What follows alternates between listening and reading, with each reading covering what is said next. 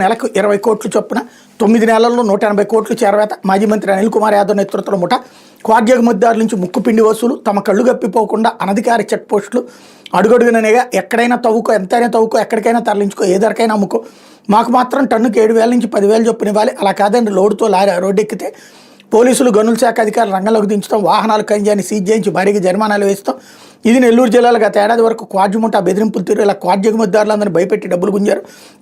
అప్పుడు మంత్రి అనిల్ కుమార్ యాదవ్ సారథ్యంలోనే వసూళ్ల దందా చేశామని ఆయన ముఖ్య చోటు బెరదవోలు శ్రీకాంత్ రెడ్డి పోలీసులకు వాంగ్మూలం ఇచ్చాడు. ఇలా ఎగుమతిదారుల నుంచి వసూలు చేస్తున్న సొమ్ములో కీలక వాటాగా నెలకు 20 కోట్ల చొప్పున ముఖ్య నేతకు చేర్చినట్టు తెలుస్తుంది. దీనిపై కూడా లోతైన దర్యాప్తు జరిగితే ముఠా వెనక ఉన్న పెద్ద తలకాయలు గుట్టు రట్టు అవుతుందని. అంటే జగన్మోహన్ రెడ్డి దగ్గరికి వెళ్ళిపోయిన ఈ డబ్బులు ప్రతి నెల అన్నటువంటిది. ఇప్పుడు మరి ఎవరి దగ్గరకు వస్తున్నాయి డబ్బులు? ఈ తవ్వకాలు అన్నటువంటిది పోనీ ఇప్పుడు ఏమన్నా తక్కువ తవ్వుతున్నారా? లారీడి ఇసుకంటే ఎంత ఉండాలి, ఎంత ఉంటుంది, అసలు అది ఫ్రీ అని చెప్పి డబ్బులు ఎందుకు అవుతున్నాయి?